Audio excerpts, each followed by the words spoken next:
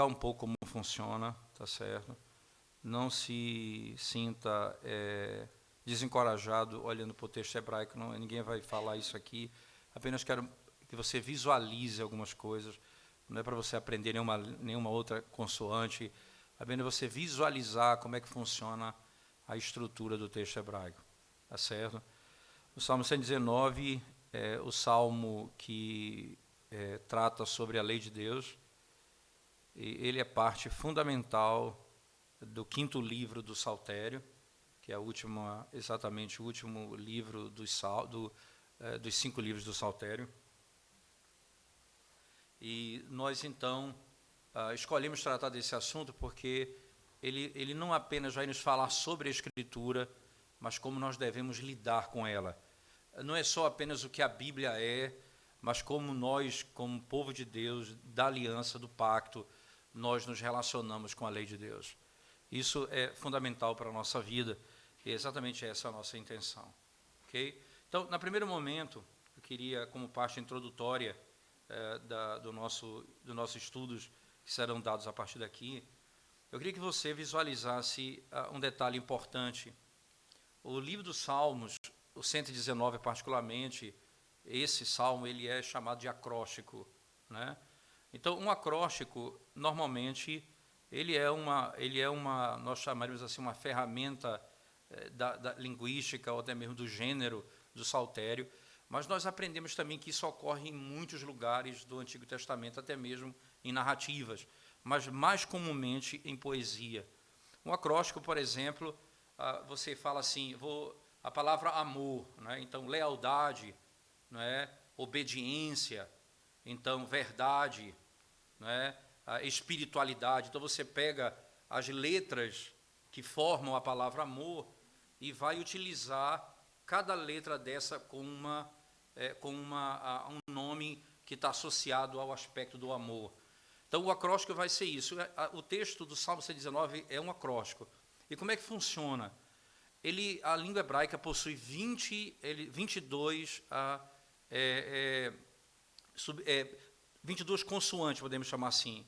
Né? Então, como A, B, né? O A nosso é vogal, mas B, C, D, F. Então, em hebraico, você tem as consoantes, e essas consoantes são 22, número de 22. E então você imagina que cada consoante dessa vai fazer uma seção de 8 versos, certo? E esses versos, eles vão ser agrupados em 22 grupos. Então eu tenho 8 versos com uma letra, começando com uma letra, 8 versos começando com outra letra, mais 8 versos, então eu tenho 22 seções, que formam exatamente a letra do alfabeto hebraico. Então, dê uma olhada comigo, por favor, preste bem atenção aqui. Deixa eu ver se eu consigo, pronto. Aqui, então, começa o Salmo 119. Preste atenção na primeira palavra. Está vendo essa letra aqui que eu estou com um cursor em cima dela? Dá para ver, não? Aqui. Pronto, é como se fosse um X na sua percepção. Isso chama-se Aleph em hebraico, uma consoante, que não tem som, é uma gutural, mas ela não tem som, hoje não tem som. Então, aí veja o verso 2, como é que começa? A mesma consoante, está vendo? Aleph. Veja o verso 3. Veja o verso 4. O verso 5. O verso 6. O verso 7. O verso 8. Você está vendo? Então, eu tenho... Se você olhar para a sua Bíblia em português, algumas Bíblias vão colocar Aleph, Bet, Gimel, Dalet, Re, Vav, Zain, Het, Tet, Yod, Kaf, Lam. Cada uma das consoantes do alfabeto hebraico, ela coloca na seção. Não sei se a sua Bíblia coloca assim. Alguma Bíblia se atreve a fazer isso, não? A sua Bíblia faz, Javier? Ela faz, né? Coloca exatamente nessa forma. Ela dá o destaque da consoante, não é? Algumas Bíblias não vão fazer, mas normalmente as Bíblias antigamente faziam isso. Não é? A gente não tinha muita ideia do que seria, mas você entendeu o que é que está acontecendo. Aí veja, termina o verso 8, começa o verso 9. Então é de 8 a 8 versos. Então o verso 9, veja, eu tenho aqui a segunda consoante, Bet, que é o nosso B.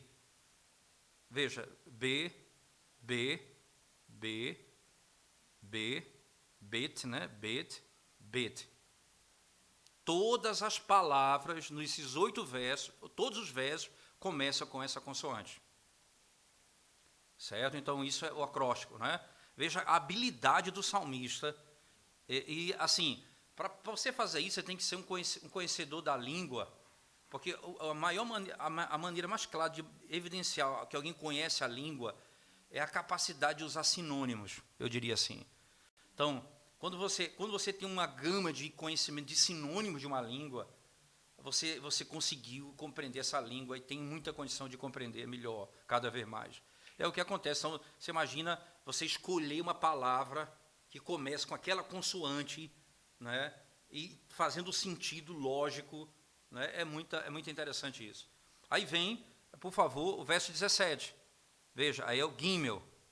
Está vendo? Gimel, Gimel, Gimel, Gimel, Gimel, Gimel. E aí o 24, Gimel. Todas com o Gimel. Gimel é o nosso G, tá certo? Como o G de gato, tá certo? Seria esse nosso G. Depois, eu tenho do verso 25 até o verso 31.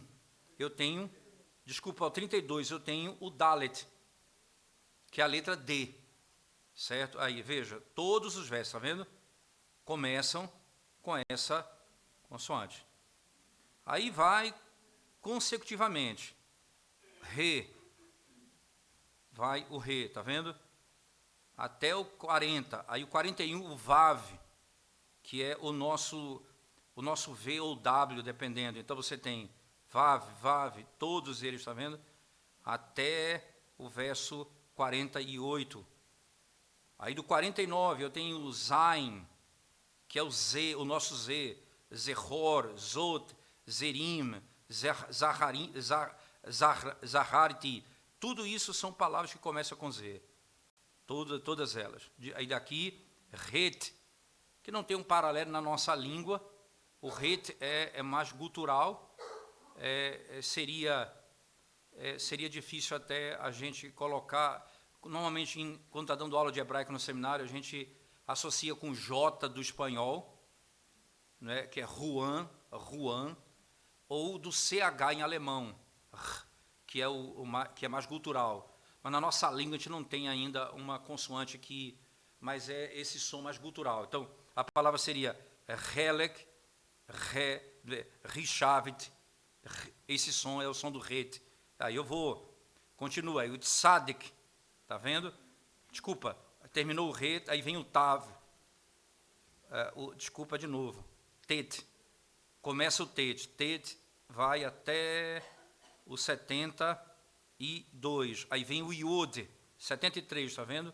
Iod, até os 80, aí do 81 o Kaf vem descendo, aí depois 89 o Lamed, que é o nosso L, vem descendo, depois vem o Mem, que é o nosso M, todos eles começam com M, tá vendo? Mem. Aí depois o Nun, que é o nosso N, certo? Toda essa seção. Aí o Samek, que é o S, nosso S, né? Aí depois o Ain, que não tem um som também, é como o Aleph, é uma gutural, mas não tem som. Também todos têm um Ain. Aí depois eu tenho o P, que é o nosso P mesmo, né? Aí P, até o 136, aí depois o Tzadik, no 137, que é o som de é como TS, né? Mais ou menos, o próximo. Depois vem lá era o Kaf, e aqui é o Kof, que é o Q, o Kaf e o Kof, lá era o K, aqui é o Q, tá certo? Então todos eles. Depois o Resh, o mais próximo do som da nossa língua é o R entre vogais. Por exemplo, ora. Eu falo ora, esse R trêmulo, ora, é o mais próximo da nossa língua. Então, esse é o som dessa consoante. Depois eu tenho o sin, que é também o S, como o samek, tá certo? Tem o mesmo som, não é? Aí eu tenho o sin. o sin, ele vai ter, às vezes, sin e shim, tá vendo? Porque é a mesma, dependendo da posição do ponto, ele é S ou SH ou CH. Aí vem o tav, certo? Que é a última consoante do alfabeto hebraico. Então, o alfabeto hebraico, ele é o Salmo 119 é um acróstico. Então, eu tenho a cada 8 versos. Então, por que quando os irmãos fizeram o Cântico dos Salmos e nós cantamos 8 versos? Por que nós paramos em 8 e não no 9º, não no 10º? Porque eles fizeram exatamente de acordo com o acróstico. Aquela sessão que nós cantamos de verso 1 a 8, depois do 9 ao 16, entende? Isso tudo é uma estrutura segundo a acróstico. É por isso que quando você estiver cantando o Salmo 119, a gente canta de 8 em 8 versos. A gente não canta ele inteiro, né? E até mesmo a questão didática, não é? Um salmo desse você vai pregar 22 sermões. Não Thomas Manton. Thomas Manton pregava verso a verso. Então ele escreveu alguma coisa, uma obra extraordinária na pregação do Salmo 119. Thomas Manton tem um comentário desse salmo que ele prega verso a verso e cada verso é um sermão. E é uma coisa extraordinária. Você imagina, são 176 versos, são 176 sermões. Então fique tranquilo que não vai acontecer isso aqui. Eu não quero desanimar os irmãos. Né? Alguns anos nós teríamos que ficar aqui. Mas é isso, é essa a beleza do Salmo 119. Então, é um salmo que é o maior do saltério, né? Mas é um salmo que trata especificamente da questão da lei de Deus, e é isso que nós queremos nos apegar aqui com os irmãos nessa primeira parte. Tá certo? Então, como parte introdutória, você está compreendendo como funciona a estrutura do salmo interna. Tá certo? A estrutura do salmo é como funciona mais ou menos essa estrutura. A outra parte que eu queria trabalhar com vocês hoje, né, alguma dúvida sobre isso, irmão, sobre o que nós falamos aqui? Né? Acho que não tem muita dificuldade, né? É só compreender, obviamente, quiser do alfabeto hebraico, tem que estudar, o seminário tem um curso muito bom. Né? Diga. Exatamente, muda a consoante. Está vendo? Diga para ver. Era a mesma melodia. Não mudava, não. Não dá conta, não. O Brasil não dá conta, não. O Brasil não vai dar conta, não. Mas uma coisa, irmãos, eu queria ressaltar com vocês aqui, com o objetivo de você entender um pouco como é que funciona o Salmo. Então, entendido essa estrutura, eu queria para a segunda parte introdutória. Né? O Saltério é um livro inteiro, né? O Saltério. Só que o Saltério ele é formado por 5 livros. Né? 5 livros. O Saltério é formado por 5 livros. E esses 5 livros, existe muita discussão sobre por que 5 livros, né? Por que não 6, por que não 7. E uma das ênfases, e eu sou mais tendente a crer nisso, era que ele estava enfatizando o caráter da lei, do Pentateuco. Né? Porque muitas vezes a gente vai estudar os Salmos, como no passado, um teólogo no passado que escrevia muita coisa, e que tinha muita coisa boa no que ele escrevia um livro chamado No Divã de Deus. E então se tratava muito o livro dos Salmos como um livro de psicologia cristã, né? Que era a psicologia da alma. E, normalmente, as pessoas não viam o Salmo como uma expansão da aplicação do entendimento da lei na alma do crente. Então, não é simplesmente uma verdade etérea, uma psicologia da alma, mas é a lei de Deus aplicada à alma. E isso é importante nós frisarmos por algumas razões. Primeiro, porque a ordem dos Salmos, como ela é colocada, ela foi editada, não é? Mas a edição também ela é organizada de acordo com a vontade divina. Você tem uma organização do saltério. Então, eu não posso imaginar que eles estão jogados ali de qualquer forma. Eles foram colocados ali com uma intenção clara de comunicar doutrina a partir disso. Eu já falei isso uma vez, vou só repetir para os irmãos. Então, nós temos 5 livros no saltério. O primeiro livro termina em que salmo? Salmo de número 41. Abra sua Bíblia lá para mim, por favor, e veja quais são os dois últimos versos do Salmo 41. Por favor. Salmo 41, os dois últimos versos.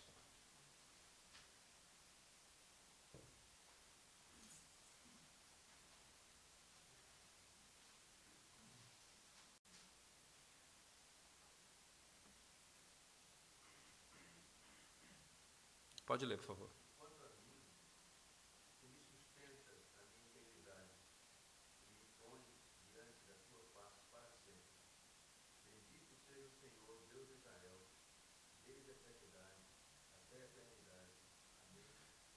Termina o livro 1 e termina com uma doxologia. Bendito seja quem? O Senhor Deus de Israel. Desde quando? A eternidade. Agora, termina o livro 1. Agora vamos para o livro 2, tá certo? O livro 2 começa no Salmo 42 e termina no Salmo 72. Vamos lá para o Salmo 72, por favor, e leia para mim os dois últimos versos do Salmo 42. Como ele encerra? Salmo 72, desculpa. 72, os dois últimos versos. Bendito para sempre o seu glorioso nome, e que a sua glória se encha toda a terra. Amém e amém. Então, a tradução de Davi. Assim como termina o livro 1 no Salmo 41, encerra também o livro 2 no Salmo 72 com uma doxologia, né? Bendito seja o nome do Senhor, amém e amém. Aí o terceiro livro, que começa no Salmo 73 e termina no Salmo 89. Veja lá como termina o Salmo 89, por favor. Os dois últimos versos.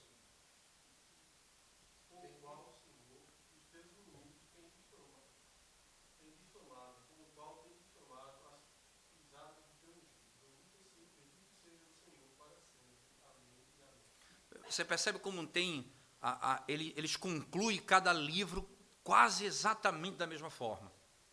O Salmo 41, o Salmo 72, o Salmo 89. Agora vamos para o livro 4. O livro 4 começa no Salmo 90 e termina no Salmo 106. Veja lá os dois últimos versos do Salmo 106, por favor.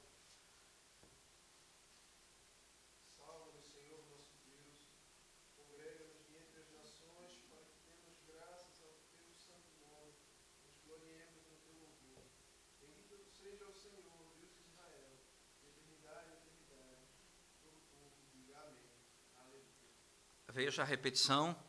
Agora, você vai para o Salmo 150, que é o último salmo do livro 5. Veja, o livro 5 começa no Salmo 107 e termina no 150. Não termina da mesma forma que os outros. Não é verdade?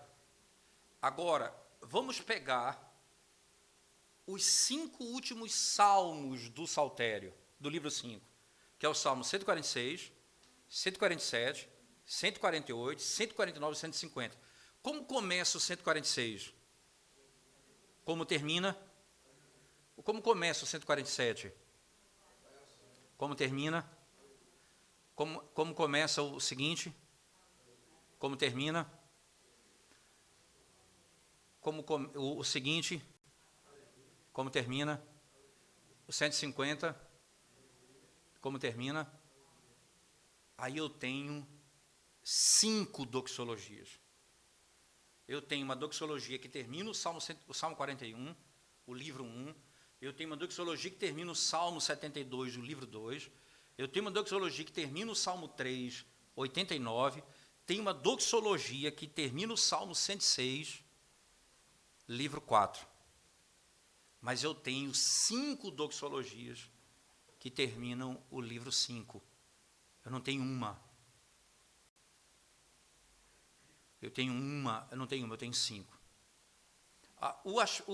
O ponto aqui, irmãos, perceba, aonde eu quero chegar, sem entrar em muitos detalhes, é compreender que a organização do Salmo, ela tem um objetivo muito claro. Ela conduz o entendimento do leitor para o ápice da revelação, o que é o retorno ao santuário. O Salmo 150 termina: louvai ao Senhor onde? No seu santuário. Esse é o propósito. O final de tudo é o retorno. você vai encontrar isso com muita clareza no processo da revelação do saltério. Toda essa estrutura mostra que o que nós vamos fazer agora nessa terceira parte não é algo aleatório, é algo que é próprio da revelação bíblica, certo? É próprio da maneira como Deus ordenou e editou a sua palavra no que diz respeito ao saltério. Então, a primeira coisa que nós aprendemos, qual foi? O Salmo 119, ele é o quê? Acróstico. Então, a cada 8 versos, em cada 8 versos eu tenho uma letra do alfabeto. Então, eu tenho 22 o quê? 22 consoantes. Não é? E eu tenho 22 estrofes, é isso? Pensando com música, 22 estrofes. Então, eu tenho um salmo com 22 estrofes, certo? A cada 8 versos eu tenho uma estrutura. A partir daqui, eu queria mostrar para vocês, no terceiro momento, né, que essa organização, ela é também importante no que diz respeito à estrutura do fundamento de todo o saltério. Deixa eu tentar explicar isso para você. O primeiro salmo de todo o saltério é o salmo de número 1. Isso não precisa fazer um esforço muito grande para saber que é o salmo de número 1, é o primeiro. Mas do que trata o salmo de número 1? Qual o tema central do salmo 1? A lei do Senhor. Mas o segundo salmo, ele é um salmo que trata do que exatamente? O salmo de número 2. Do Messias e o seu reinado, ele assentando, o seu trono em Sião, certo? O trono do Messias, o trono do ungido de Deus. Então eu tenho no Salmo 1 a lei, no Salmo 2 o Messias. No Salmo 1 a lei, no Salmo 2 o Messias. O que é interessante, se você notar no saltério, preste bem atenção nisso, o Salmo 3 já tem autoria. Quem é o autor do Salmo 3? Mas o Salmo 1 e 2 não tem autoria. Não é porque não tem autoria, é porque ele aquele é colocado como fundamento de todo o saltério, não necessariamente do livro 1. Lei e Messias, eles são exatamente o fundamento do saltério. A lei de Deus e o Messias. Aí nós vamos, por exemplo, para o livro 1. Ainda, livro 1. Salmo 18 e Salmo 19. O que trata o Salmo 19? Me diga aí, por favor. A lei de Deus. A lei do Senhor é perfeita e restaura a alma, não é? Ele fala da revelação geral e depois fala da revelação especial de Deus, que é a sua lei. Mas no Salmo 18 ele fala sobre quem? O Messias. Sobre o ungido de Deus. Então eu tenho, veja, o Salmo 1 e o Salmo 2, preste bem atenção nisso, o Salmo 1 e o Salmo 2, eles são a porta de entrada de todo o saltério. Eu não posso ler o saltério à parte desse princípio. A lei de Deus e o seu Messias, e o seu ungido do Senhor, o reino dele. Então o saltério, ele é guiado por esse princípio, certo? Então no livro 1, eu tenho o primeiro pilar estabelecido. Veja, eu tenho um pilar no livro 1 e eu tenho um pilar no livro 5. O livro 1, o Salmo 18, o Messias, Salmo 19, a lei. Aí eu vou para o livro 5, o Salmo 119, a lei, e o 118, trata de quem? Do Messias.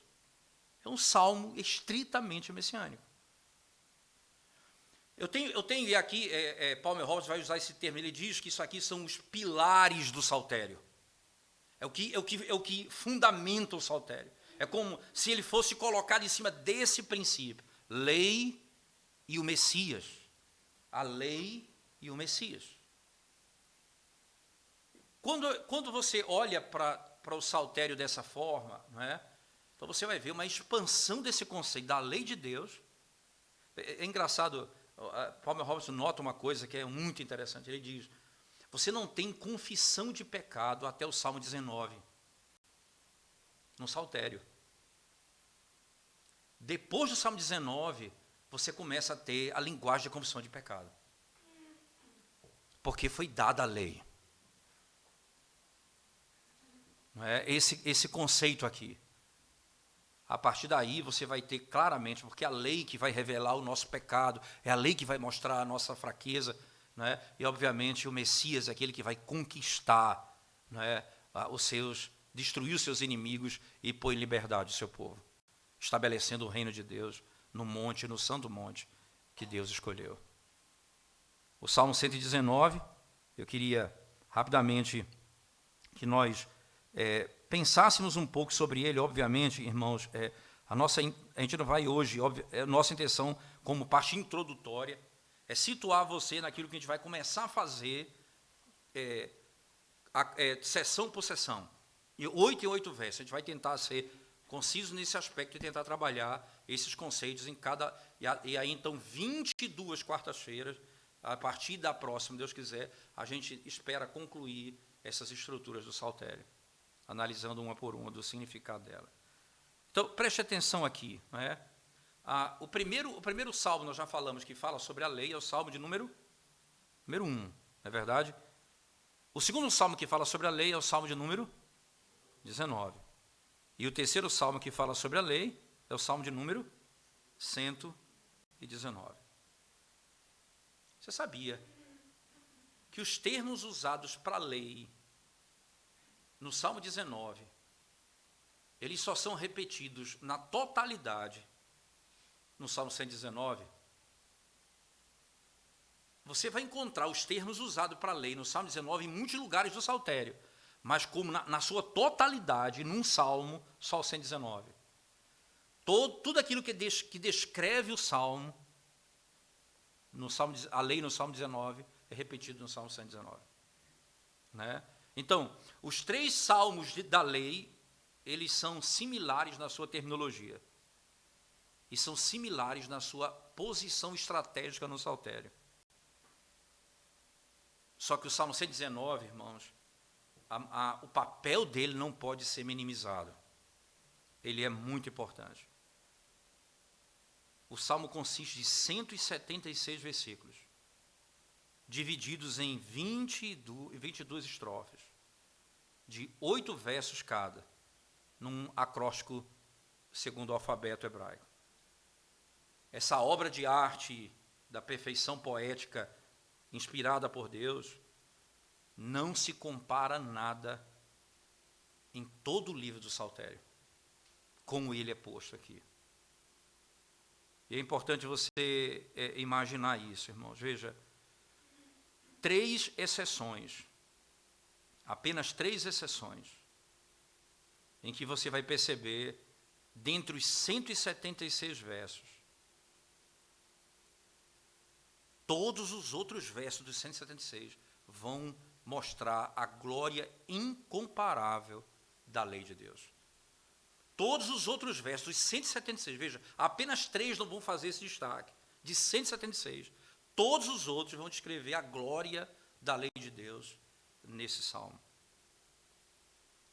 Vai falar dos estatutos de Deus, os seus mandamentos, suas ordenanças, seus testemunhos, sua palavra, como ele coloca aqui. Mas por que esse memorial da lei de Deus tão extraordinário logo aqui? Por que exatamente isso? Por que aqui não no livro 4? Por que não no livro 4? Por que no livro 5? E aquilo que nós colocamos para os irmãos anteriormente, né? Perceba a posição literária do Salmo, do livro 5, né? A importância dele. O primeiro livro do Saltério, né? Salmo 1 e 2, Salmo 1, Lei, Salmo 2, Messias. Salmo 18, Messias, Salmo 19, Lei. Salmo 118, Messias, Salmo 119, Lei. Então você tem uma verdade que ela vai sendo exposta com muito maior glória em cada etapa. Esse poema, ele foi feito não só para ser cantado, mas até para facilitar a memorização, usando aqui as habilidades do nosso irmão, né, Rodolfo. Ele é formado de 8 linhas, e essas oito linhas, elas formam uma estrofe, né, formando uma ordem alfabética, facilitando a memorização do judeu. Eles são agrupados como se fosse na nossa língua de A a Z, dessa forma. Mas existe muito mais do que isso, não apenas isso. O tempo da composição do Salmo 119, quando foi? O que trata o livro 5? Por que o livro 5 é tão importante? Deixa eu só mostrar para vocês uma coisa, irmãos. O Salmo de número 106 e 107. Eu queria que você lesse para mim, por favor, no Salmo 106, os 6 últimos versos do Salmo 106 e depois os 4 últimos versos do Salmo 107. Alguém leia para a gente, por favor. Lembrando, o 106 termina o Salmo 4 e o 107 começa o livro 5. O 106 termina o livro 4, o 107 começa o livro 5. Alguém pode ler, por favor?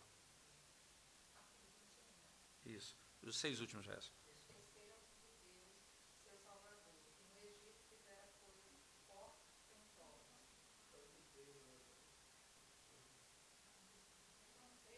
Os 6 últimos versos.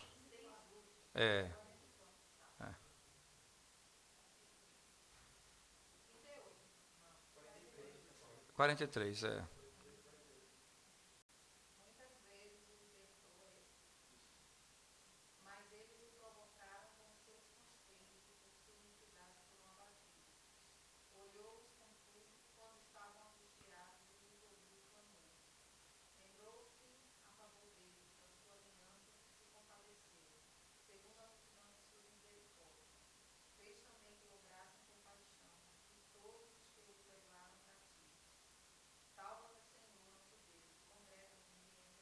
Preste atenção nessa informação aqui. Salva-nos, Senhor Deus, e congrega-nos de entre as nações. Essa linguagem é a linguagem do cativeiro. Eles foram espalhados, então, Senhor, congrega-nos, restaura-nos. Né? E aí agora, vamos lá, por favor, isso já é suficiente, para o Salmo 107, os 4 primeiros versos, por favor.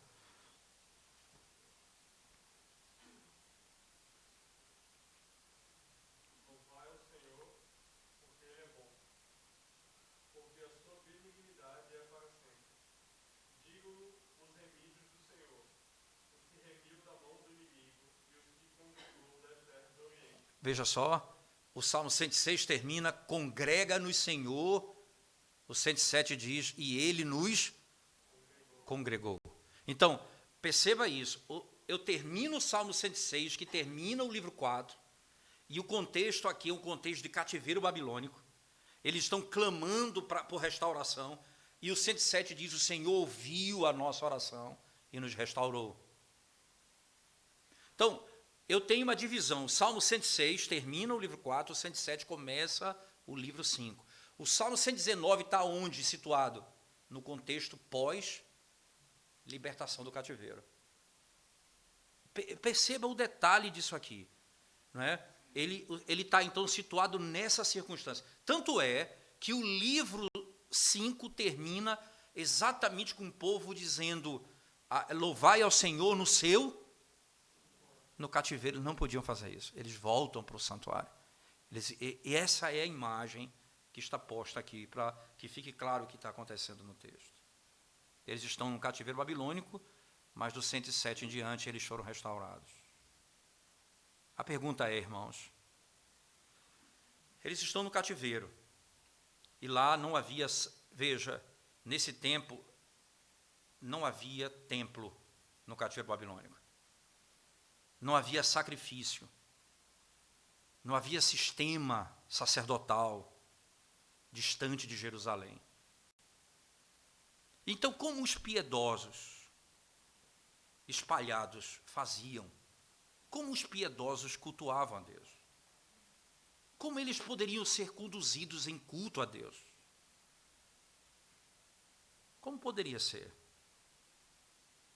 O modus vivendi deles ali, irmãos, nos ajuda a entender algumas coisas.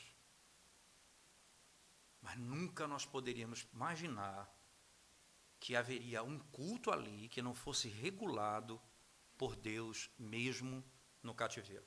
Você pode imaginar, não havia sacrifício, não havia templo, aí você não pode imaginar que esse culto era não regulado pela lei de Deus. Uma situação interessante porque, né, aconteceu isso por um período grande na história de Israel. No ano 70, houve a destruição do santuário.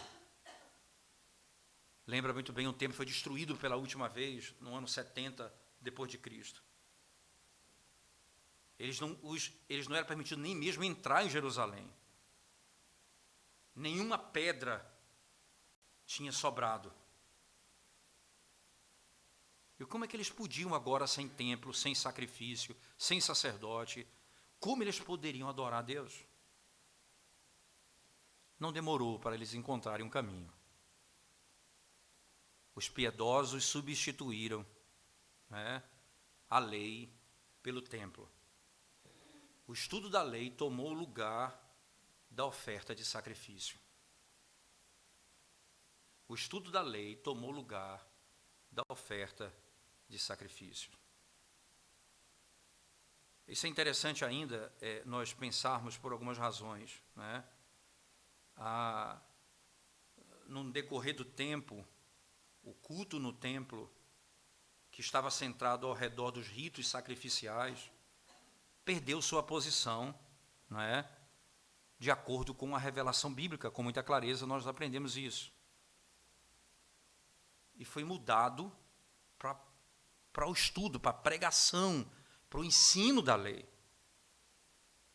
E é importante ainda pensar, era impossível, de modo claro, saber as exatas circunstâncias que estavam ligadas à construção do Salmo 119. Mas estando ele no livro 5,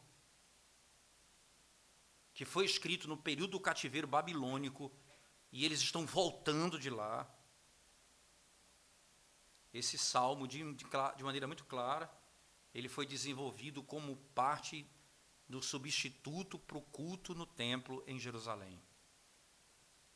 A lei tomou o lugar do templo. O estudo da lei tomou o lugar do sacrifício. Na perspectiva da nova aliança, do Novo Testamento, a transição ela é percebida como de maneira positiva. A palavra substitui o ritual. Por que nós não temos rituais? Nós temos a palavra. Nós não temos mais sistema sacrificial, nós temos a palavra. Paulo disse, eu prego Cristo e este crucificado. A mensagem é essa. A palavra tomou lugar do rito. Salomão edificou a casa para o Senhor, segundo disse Estevão. Entretanto, o Altíssimo não habita em casas feitas por mãos humanas. Veja o que Estevão diz. Abra sua Bíblia lá em Atos 7, por favor. Verso 43, 48 e 53, por favor. Atos 7, verso 47 e 48 e 53, por favor.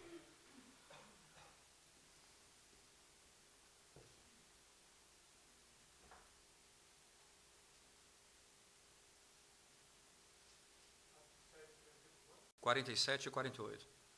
E Salomão lhe edificou casa, mas o Altíssimo não habita em templos feitos por mãos de homens, como diz o profeta.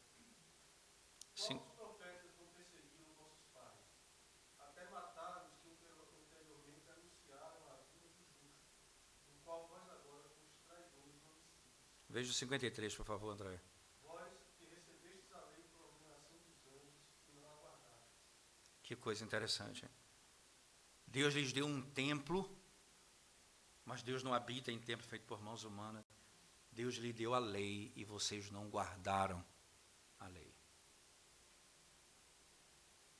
Obedecer à lei de Deus sempre tem lugar acima da prática de adoração externa no templo. Obedecer à lei de Deus. Cultuar segundo a lei de Deus. vai tomar o lugar de todo um sistema que vai terminar com o templo, quando o templo é destruído. Então pode significar que esse Salmo 119, irmãos, ele foi produto do exílio de Israel, que proveu a melhor forma de adorar. E ele diz, a melhor forma de adorar, melhor do que a oferta de sacrifícios no templo. De maneira bem interessante. Nenhuma menção é feita dos 176 versos do Saltério, do Salmo 119, no que diz respeito à lei, irmãos, relacionando-se ao templo, adoração no templo, referindo-se ao sacerdote, ou referindo-se ao sacrifício. O silêncio no que diz respeito a esse ponto poderia ainda mostrar o indicador de que o Salmo foi composto para o tempo do exílio de Israel e posteriormente. Para que eles aprendessem a amar a lei de Deus.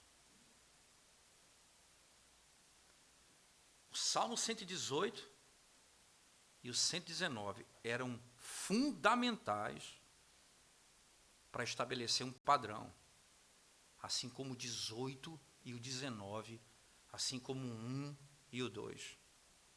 Lei, Messias, Messias e lei, Messias e lei. O que orienta todo o saltério é o Salmo 1 e 2, então é lei e Messias. A estrutura do saltério é Messias e lei, Messias e lei. 18, 19, 118 e 119. Era a maneira como Deus estabeleceu como o seu povo, de coração, deveria aprender a amar os mandamentos do Senhor. E Deus aceitava o culto de Israel, o culto que eles prestavam a Deus no exílio, obedecendo os mandamentos do Senhor de coração, não externamente. Não tenha dúvida. Não tenha dúvida. E isso era cantado na congregação. E o Messias estava no meio deles. Era essa a imagem clara do Salmo 18 e do Salmo 118. Estudar o Salmo 119, irmãos, é entender a verdade de Deus no coração, a lei de Deus guardada no coração. O tesouro que deve ser escondido para não pecarmos contra o Senhor. Esse vai ser o nosso caminho a partir daqui. Esse é o nosso trabalho a partir daqui. É a nossa intenção aí caiu mesmo. A nossa intenção exatamente é mostrar como que essas verdades de 8 em 8 versos devem ser compreendidas a partir daqui. Então, 3 coisas nós aprendemos hoje. Primeiro, o acróstico, o alfabeto, é isso. Segundo, as estruturas do saltério, o fundamento dele. Primeiro, vendo como cada livro termina do saltério, sendo 5, mostrando que o último livro, o livro 5, aponta exatamente para a entrada no santuário, que é exatamente a eternidade, onde o povo de Deus irá. E nós aprendemos também hoje que essa estrutura e o lugar do Salmo 119 é fundamental para nós compreendermos o papel dele no culto, na adoração. É a palavra substituindo o ritual do Antigo Testamento. Não mais sacrifício. Não mais derramamento de sangue. Não há mais sacerdote. O Messias é o sacrifício. O Messias é o sumo sacerdote. Ele é o santuário. E nós vamos adorá-lo segundo a sua própria lei, segundo a sua própria palavra. E é o que nós vamos fazer a partir da próxima quarta-feira, voltando a analisar o saltério passo a passo. Alguma dúvida? Alguma pergunta sobre esse primeiro momento, irmãos? Por favor. Fale agora o cálice para sempre.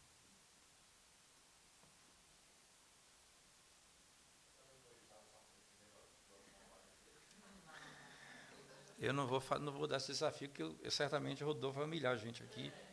Ele já deve saber, já sabe, Rodolfo? Já? Que ignorância é essa? Ele sabe mesmo. Hein?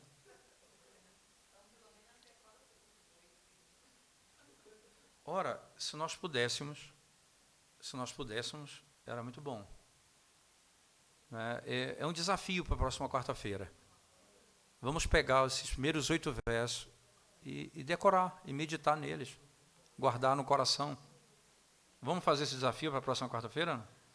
Rodolfo, eu vou lhe dar 5 minutos aqui na frente com a igreja para você conduzir a igreja em falar esses 8 primeiros versos, tá certo? Na Ara. É porque eu decorei em outra versão, por isso eu não vou. Ok. Tá bom? Então, nós vamos fazer dessa forma. Se Deus quiser, na próxima quarta-feira a gente retoma. Nós vamos aos nossos pedidos de oração, irmãos.